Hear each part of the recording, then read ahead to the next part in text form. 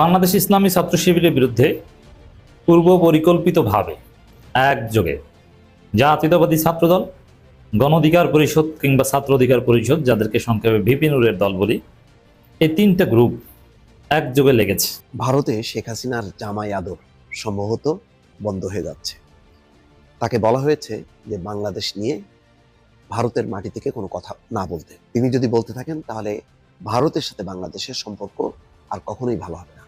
ভারত সরকার সিদ্ধান্ত নিয়ে কথা মনে হয়েছে কি জানেন, একটা বিজ্ঞাপন প্রতিষ্ঠান বিবিসি বিজ্ঞাপন দিতেছে, বিজ্ঞাপনই মনে হয়েছে আমার কাছে এই ইন্টারভিউটা। বিএনপির ইমেজ একটু চেঞ্জ হয়েছে কিন্তু এই ইন্টারভিউর কারণে, কারণ এই ইন্টারভিউতে আপনি এমন কোনো কথা খুঁজে পাবেন না যেটা নিয়ে বিতর্ক করা যায়। যদি বিএনপি তাকে ধানের শীষ দিয়া নির্বাচন করতে দেয় তাহলে বিএনপি আরেকটা ভুল করবে, কারণ উনি পুরো বাংলাদেশের মধ্যে একটা আগুন জ্বালায় রেখে দিছে। দর্শক, আজকের এই ভিডিওটি দেখলে আপনারা রীতিমতো অবাক হয়ে যাবেন। আপনারা জানেন ইতিমধ্যে আওয়ামী লীগ সরকারের পতন হয়েছে। এখন ক্ষমতায় আছেন অন্তর্বর্তী সরকার ডক্টর মোহাম্মদ ইউনূস। অন্তর্বর্তী সরকারের মাননীয় উপদেষ্টা ডক্টর মোহাম্মদ ইউনূস থাকাকালীন দেশে কি কি ঘটনা ঘটে যাচ্ছে তা আপনাদের প্রমাণ সহকারে দেখ। বাংলাদেশ ইসলামী ছাত্র শিবিরের বিরুদ্ধে পূর্ব পরিকল্পিতভাবে একযোগে জাতীয়তাবাদী ছাত্রদল, গণ অধিকার পরিষদ কিংবা ছাত্র অধিকার পরিষদ, যাদেরকে সংক্ষেপে ভিপি নুরের দল বলি, নাহিদ ইসলামের দল এনসিপি, এই তিনটা গ্রুপ একযোগে লেগেছে। যদিও এটা তাদের ব্যর্থ চেষ্টা, তাদের প্রজেক্ট ব্যর্থতায় পর্যবসিত হয়েছে। শিবিরের বিরুদ্ধে তারা কিছুই করতে পারেনি বা তাদের এই প্রজেক্ট সফল হয়নি। বিষয়ে শহীদ আবরার ফাহাদের শাহাদাত বার্ষিকীকে কেন্দ্র করে, দর্শক, আবরার ফাহাদ শহীদ হয়েছে। আবরার ফাহাদকে শিবির ট্যাগ দিয়ে হত্যা করা হয়েছে এবং আবরার ফাহাদ হত্যার পর বাংলাদেশের রাজনীতির চিত্র অনেকটা পরিবর্তন হয়ে গেছে। এমনকি শিবিরও কিছুটা হলো অ্যাডভান্টেজ পেয়েছে এই হত্যাকাণ্ডের পর, কারণ তখন সবাই শিবির ট্যাগের বিরুদ্ধে ফুঁসে উঠেছিল। এরপরে ক্যাম্পাসগুলোতে শিবিরকে পেটানো কিছুটা কমেছিল।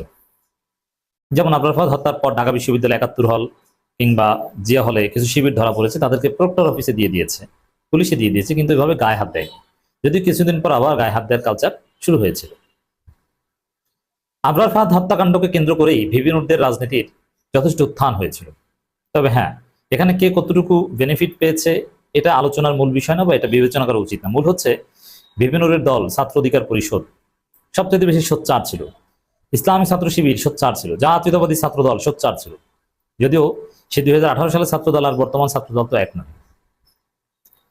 কিন্তু আবরার ফাহাদের শাহাদাতের অনেক পরে এসে হঠাৎ করে ছাত্রদল, গণতান্ত্রিক ছাত্র সংসদ মানে নাহিদ ইসলামদের দল এনসিপি, ভারতে শেখ হাসিনার জামাই আদর সম্ভবত বন্ধ হয়ে যাচ্ছে। তাকে বলা হয়েছে যে বাংলাদেশ নিয়ে ভারতের মাটি থেকে কোনো কথা না বলতে। তিনি যদি বলতে থাকেন তাহলে ভারতের সাথে বাংলাদেশের সম্পর্ক আর কখনোই ভালো হবে না। ভারত সরকার সিদ্ধান্ত নিয়েছে যে তারা এই নির্বাচন থেকে যে পরবর্তী সরকার আসবে তার সাথে সুসম্পর্ক গড়ে তুলবে, এবং তারা নিশ্চিতভাবেই জানে যে আগামী সরকার হবে হয় বিএনপি সরকার না হয় জামাত সরকার। দুই সরকারের যারাই নির্বাচিত হোক না কেন তাদের সাথে সুসম্পর্ক রাখবে, এই ঘোষণা দিয়েছেন বিক্রম মিস্ত্রি। নিশ্চয়ই দেখেছেন যে কয়েকদিন আগে ঢাকার সাংবাদিকদেরকে দিল্লিতে ডেকে নিয়ে তিনি ব্রিফিং করেছেন, বলেছেন যে নির্বাচনের মাধ্যমে যারাই ক্ষমতা আসুক না কেন তাদের সাথে সুসম্পর্ক গড়ে তুলবে ভারত। এবং তার অংশ হিসেবেই শেখ হাসিনার ব্যাপারে একটা নিষেধাজ্ঞা দিয়েছে, বাংলাদেশ সম্পর্কিত কোনো কথা না বলতে। তিনি দলীয় পর্যায়ে তার নেতা কর্মীদের সঙ্গে আলাপ আলোচনা করতে পারেন, কিন্তু কোন রকম উস্কানি যে ইউনূস সরকারকে উৎখাত করো, ইউনূস সরকার দুর্নীতিবাজ, কেয়ারটেকার সরকার দিতে হবে, আওয়ামী লীগকে নির্বাচন না দিলে সেই নির্বাচন প্রতিহত করো, এই আওয়াজ আর তিনি দিতে পারবেন না, সংকুচিত হয়ে আসছে। ইতিমধ্যে এটি বলছেন দক্ষিণ এশিয়া বিশেষজ্ঞ শ্রী রাধা দত্ত। তিনি বলছেন যে বাংলাদেশের সাথে সম্পর্ক নিয়ে নতুন করে ভাবছে ভারত। এই বিশেষজ্ঞ মনে করেন সম্পর্ক নিয়ে আগের অবস্থান থেকে কিছুটা সরে গেছে প্রতিবেশী দেশ। তারা জানে যে পরবর্তী সরকার বিএনপি বা জামাত যেই আসুক না কেন তারা শেখ হাসিনা বিরোধী। এখন শেখ হাসিনা যদি অব্যাহতভাবে এখন যেভাবে কথা বলছেন ইউনূস সরকারের বিরুদ্ধে, পরবর্তীতে যদি বিএনপি সরকার বা জামাত সরকারের বিরুদ্ধে বলতে থাকে তাহলে আর ভারতের সাথে সম্পর্ক এগোবে না, গড়াবে না, এবং সম্পর্ক ওই খারাপের দিকে যাবে, এবং তার সুযোগ নেবে পাকিস্তান এবং চীন। ফলে বাংলাদেশ ভারতের জন্য একটা নিরাপত্তা ঝুঁকিতে পরিণত হবে, সেই ঝুঁকিটা নিতে চায় না। শুধু তাই না, অতীতের যে ঘটনা ঘটেছে, যে বিচ্ছিন্নতাবাদীরা, ভারতের বিচ্ছিন্নতাবাদীরা আস্তে আস্তে কিন্তু আবার সেই বাংলাদেশের ঘাঁটি গাড়তে শুরু করবে। যেই ঘাঁটিটা তারা গেড়েছিল শেখ হাসিনার আমল বা তার আগে, পরবর্তী সময় শেখ হাসিনা সে সমস্ত ঘাঁটিগুলো উচ্ছেদ করে। সেই নিরাপত্তা সংক্রান্ত সহযোগিতাটা পাওয়া যাবে না যদি না শেখ হাসিনাকে তারা আশ্রয় প্রশ্রয় দেয়। সুতরাং শেখ হাসিনাকে দিল্লিতে থাকতে গেলে তার মতন করে একান্ত চুপচাপ থাকতে হবে, অথবা তৃতীয় কোনো দেশে যে তিনি তার তৎপরতা চালাতে পারেন, তাতে ভারতের কোনো আপত্তি নেই। বাংলাদেশ সম্পর্কে ভারতের থেকে, দিল্লিতে থেকে বাংলাদেশ সম্পর্কে কথা বলা যাবে না। যদি তিনি কথা বলতে থাকেন তাহলে বাংলাদেশের সাথে ভারতের সম্পর্ক আর মধুর হবে না বা উন্নত হবে না, স্বাভাবিক থাকবে না। এটা ইতিমধ্যে তারেক রহমানও বলেছেন যে পলাতক ফ্যাসিস্টকে আশ্রয় দিয়ে ভারত বাংলাদেশের মানুষের বিরাগ ভাজন হয়েছে। এখন সেটা তারা এই অবস্থাটা রাখবে কিনা এটা ভারতের সিদ্ধান্ত। মানে একই ইঙ্গিত, যে ইঙ্গিতটা ডক্টর মোহাম্মদ ইউনূস বারবার বলছেন, যেহেতু তার বিচার চলছে এবং তিনি কথা বললেই বাংলাদেশে একটা পরিস্থিতি তৈরি হচ্ছে।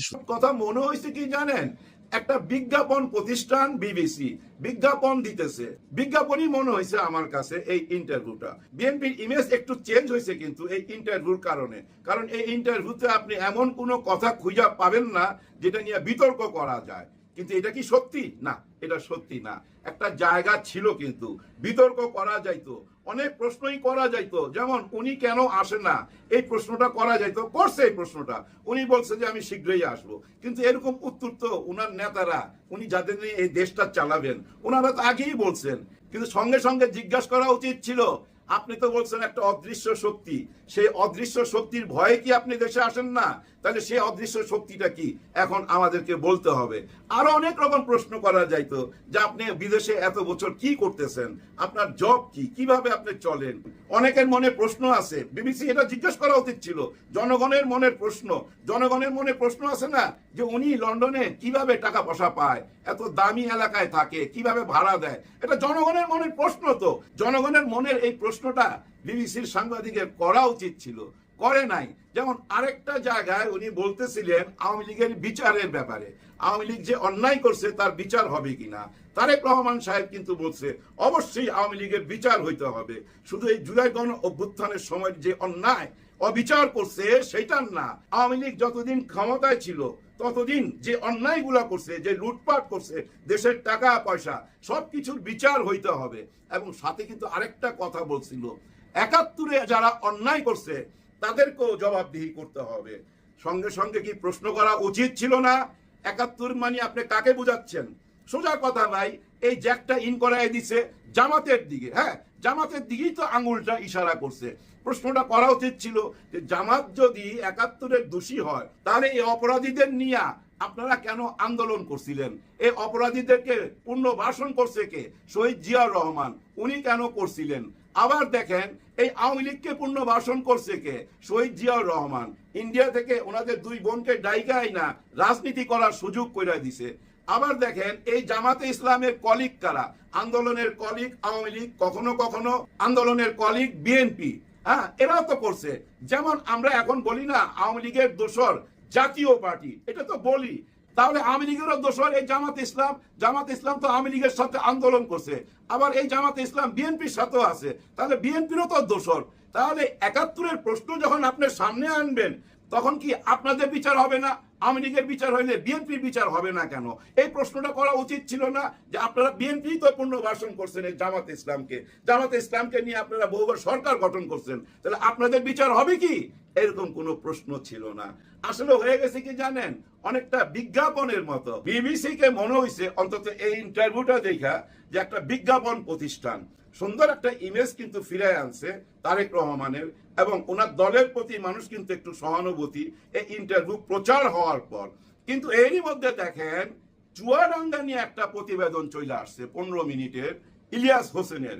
এই ইন্টারভিউটা দেখার পরই কিন্তু আমি চুয়াডাঙ্গার ইলিয়াস হোসেনের এই প্রতিবেদন মানে 15 মিনিটের এই ভিডিওটা দেখার পর আমার মনে হয়েছে হায় হায়, ইঞ্জিন ভালো, বগি কেন লক্কর ঝক্কর। দেখেন পুরো প্রতিবেদনের মধ্যে বিএনপির যে চরিত্রটা ফুটে উঠছে ভাই, ভয়াবহ মনে হচ্ছে কি জানেন, ওই যে ভারতের চম্বল নামে একটা ডাকাতের এলাকা আছে না, ওই চম্বল হয়ে গেছে চুয়াডাঙ্গা।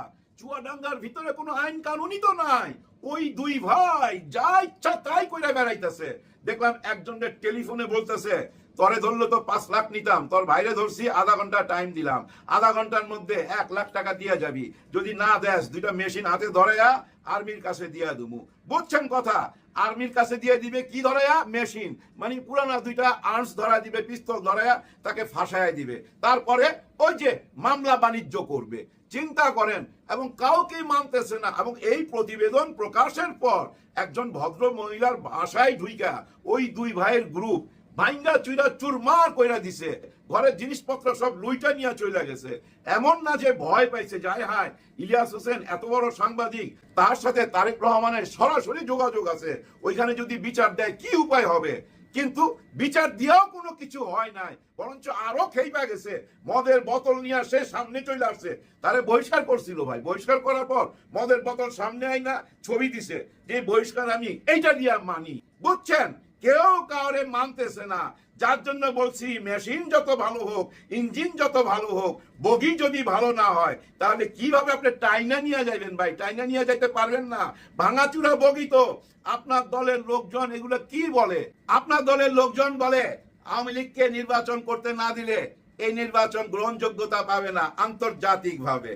এই যে আপনাদের মনিয়াপা আছে না, উনি বলছে, আর অনেকেই বলে। আর ফজলুল সাহেব যে কি বলে উনি নিজেও জানে না। উনি তো যদি বিএনপি তাকে ধানের শীষ দিয়া নির্বাচন করতে দেয় তাহলে বিএনপি আরেকটা ভুল করবে, কারণ উনি পুরো বাংলাদেশের মধ্যে একটা আগুন জ্বালায় রেখে দিছে।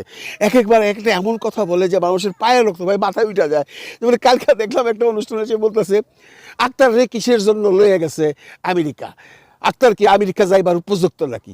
এ তো ফকির নির্পুত, ও যদি রাজনীতির নেতা না আসতো তাহলে তো মানে ভিক্ষা করে খাইতো, যদি চুরি চাবারি না করতো। কইছে না এরকম কথা আক্তার সম্পর্কে? এই যে একটা কথা সে বললো, একটা শিক্ষিত ছেলে, একটা দলের মহাসচিব বোধ হয়েছে বা সেকেন্ড ম্যান, হ্যাঁ, তাকে প্রফেসর ডক্টর মোহাম্মদ ইউনূস কেন নিয়ে গেল, এটা নিয়ে তার ক্ষোভ। আচ্ছা বলেন, আক্তার কি তার সম্পর্কে 2-1 দিনের মধ্যে কোনো কথা বলছে? এবং উনি সাক্ষী রেখে বলতেছে, তার পাশে মাহমুদুর রহমান মান্না ছিল, এবং ইসেরে বলতেছে, মানে উপস্থাপককে বলতেছে, আচ্ছা কচ্ছে দেখি মান্না সাহেবকে উপযুক্ত আসিল না, মান্না সাহেবরা নিতে পারতো না, মান্না সাহেবরা না নিয়ে নিয়ে গেছে আক্তাই রানে, এই আক্তাই রানা কেটা? এইভাবে যখন কথা বলে তখন সাধারণ মানুষ এটা ভালোভাবে নেয় না। আক্তার যেখান থেকে আসুক, আক্তার এখন একটা পজিশনে আছে। শুধু এইটাই না ভাই, একটা বিষয় তো দেখলাম উনি বলতেছে ফুলাফানেরা 10,000 টাকা করে চান্দা নিচ্ছে, নিতেই পারে, সারা জীবনই তো ফুলাফানেরা কষ্ট করছে। এটা পৃথিবীর সব জায়গায় চান্দা ছাড়া কোনো রাজনীতি হয় না। পৃথিবীর দুনিয়ার সব জায়গাতেই রাজনৈতিক কর্মীরা চান্দা নিয়ে এই কাম করে। উনি দুনিয়ার খবর রাখেন। আরে ফজলুর রহমান সাহেব দুনিয়ার সম্বন্ধে খবর রাখেন? এই মেয়ে, আপনি জানেন দুনিয়ার যারা পলিটিক্স করে তারা পয়সা নেয় না, পয়সা নেয়। বন্ধুরা, আমি বেশি দূরে গেলাম না। এই যে জামাতে ইসলাম বাংলাদেশে এরা যে রাজনীতি করে, এরা কি 10,000 করে চান্দা নেয়? নেয় না। আপনারা সবাই জানেন। আমি যদি সুইডেনের কথা বলি, আপনি এখানে ইচ্ছা করলে কোনো রাজনৈতিক দলের সদস্য হতে পারবেন না। আপনি অ্যাপ্লিকেশন করবেন, আপনি যে ডিপার্টমেন্টে কাজ করেন সেই ডিপার্টমেন্টের কতজন মানুষ তাদের দলের কর্মী আছে আগে সেটা দেখবে। যেমন মনে করেন আপনি মিউনিসিপ্যালিটিতে চাকরি করেন, এবার মিউনিসিপ্যালিটিতে অলরেডি 3,000 সদস্য তাদের আছে, আপনাকে বলবে ওয়েট করো, আমরা তোমাকে এই মুহূর্তে নেব না। আর যদি জায়গা খালি থাকে আপনাকে বলবে তুমি আসো, আপনাকে চাঁদা দিতে হবে। আরে ভাই, মিটিংয়ে গেলে 1 কাপ কফি আর একটা বিস্কিট ছাড়া কিছু খাওয়ায় না। যে সমস্ত ঘরের মধ্যে মিটিং হয়, ওদের 1 কাপ কফি একটা বিস্কিট। কেউ কি পয়সা নেয়? এই ফজলুর রহমান সাহেব, কেউ কি টাকা নেয়? আপনি যে কইলেন দুনিয়ার সব রাজনীতিবিদরাই চাঁদার উপরে চলে, দুনিয়ার খবর রাখেন, আপনি আমার এইটা রাখেন দুনিয়ার খবর। আছেন আর কিশোরগঞ্জে পড়িয়া দুনিয়ার খবর লাগান। আমেরিকা, ইউরোপ, বিশ্ব অন্য জায়গায় যারা রাজনীতি করে তারা কি চান্দা তুলে খায় নাকি? আপনি এটারে আবার প্রশ্রয় দিলেন। আপনি বললেন 10,000 টাকা চান্দা তো নিবই, ফুলাফাল বহুদিন ধরে না খাইয়া রয়েছে, বউ বাচ্চারা লইয়া খাইবো, এটা অনলাইন না, এটা অপরাধ না? মানে আপনাকে কি করা উচিত আপনি নিজেই চিন্তা করেন, আর পাবলিকের উপরে ছেড়ে দিলাম। আর ওনার জামাত ইসলামের প্রতি একটা চুলকানি আছেই। উনি যে কোনো উনি মুক্তিযোদ্ধা উনি বলেন, হ্যাঁ মুক্তিযোদ্ধার প্রতি আমাদের সম্মান আছে, মুক্তিযোদ্ধাকে আমরা অস্বীকার করি, কিন্তু মুক্তিযোদ্ধা হয়েছেন বইলে আপনি যে কোনো স্থান কাল পাত্র না দেখা আপনি জামায়াত ইসলামের সমালোচনা করবেন, কারণ দেখাবে জামায়াত ইসলাম কি আপনার কিছু করছে? আপনি যে দাবি করেন যে আপনার ফজা পাগলা লেগে জামায়াত ইসলাম থেকে দিচ্ছে, না, শিবিরের পোলাপান দেন খুঁজে বাই করেন কারা দিছে, হয়তো জামায়াতের পিছনে লাইগেন না। ফজলুর রহমান সাহেব, আপনি আমার এলাকার মানুষ, আপনাকে খুব শ্রদ্ধা করি।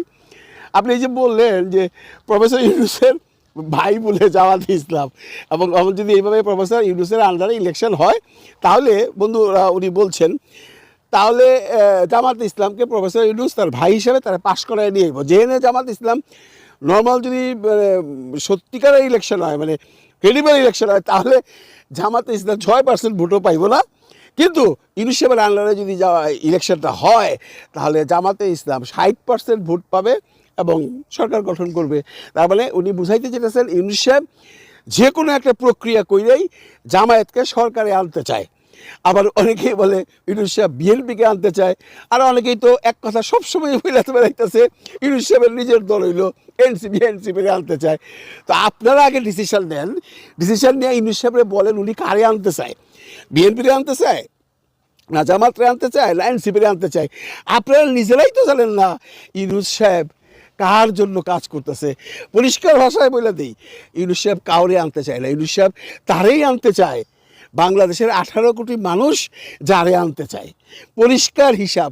এটা আপনি ফজলুর রহমান সাহেব যতই বলেন বা অন্য যে কেউ যতই বলেন যে এনসিপির ইউনূস সাহেব যেভাবে হোক সরকারে আনবে বা একটা পজিশনে নিয়ে আসবে, বা যেভাবেই বলুক যে তারেক জিয়ার সাথে মিটিংয়ের পরে ইউনূস সাহেব কনফার্ম হয়ে গেছে বা কনফার্ম করে আসছে যে তারেক রহমানই বাংলাদেশের পরবর্তী সরকার গঠন করবে, মানে বিএনপি, এগুলা কথা বইলা কোনো লাভ নাই। আমি এই নির্বাচনের প্রসঙ্গে না যাওয়া ফজলুর রহমানের কাছে থাকলাম, ফজলুর রহমান সাহেবকে বিনীতভাবে অনুরোধ করলাম, আপনি যেভাবে এখন এই জামায়াতের পিছনে লাগছেন, আপনি কাজটা আপনার জন্যই মানে বুমেরাং হয়ে দাঁড়াইব। কারণ কিশোরগঞ্জে কিন্তু প্রচুর ধর্মপ্রাণ মুসলিম আছে যারা জামায়াত ইসলামকে সাপোর্ট করে। এমনও হইতে পারতো যে আপনি এলাকায় আপনার এলাকার আপনার ভোট পাইতেন, জামাতের লোকজনও যদি ওরকম মানে মানে স্ট্যাবলিশড কোনো এক শক্ত প্রতিদ্বন্দ্বী না দিত তাহলে তো আপনি ভোট পাইতেন। এখন কিন্তু জামাতের কোনো লোক আপনাকে একটা ভোটও দিবে না, কারণ আপনি ঘুম থেকে ওইটাই জামাত সম্পর্কে যে সমস্ত কথাবার্তা বলেন এগুলো কোনো মানুষই ভালোভাবে নেয় না। বিশেষ করে যারা জামাত করে তারা তো নেই না, আমরা সাধারণ মানুষও এটাকে ভালোভাবে নেই না, কারণ আপনি এসে খালি গিবতই গাইবেন, কনস্ট্রাকটিভ কথা বলেন। আর এই যে চ্যানেলওয়ালাকেও বলবো, ভাই 2টা পয়সার জন্য ফজলুর রহমান লাইন এই সমস্ত বকান, এই সমস্ত বলান, কাজটা কি ভালো করেন আপনারা? পয়সার জন্য এত কিছু করতে হইব? আচ্ছা করেন। ফজলুর রহমান সাহেবরে বলবো, আপনি দর্শক সম্পূর্ণ ভিডিওটি দেখলেন, আশা করি বিষয়টি বুঝতে পেরেছেন। এই নিয়ে আপনার গুরুত্বপূর্ণ মন্তব্যটি অবশ্যই কমেন্ট বক্সে জানিয়ে দিবেন। ধন্যবাদ।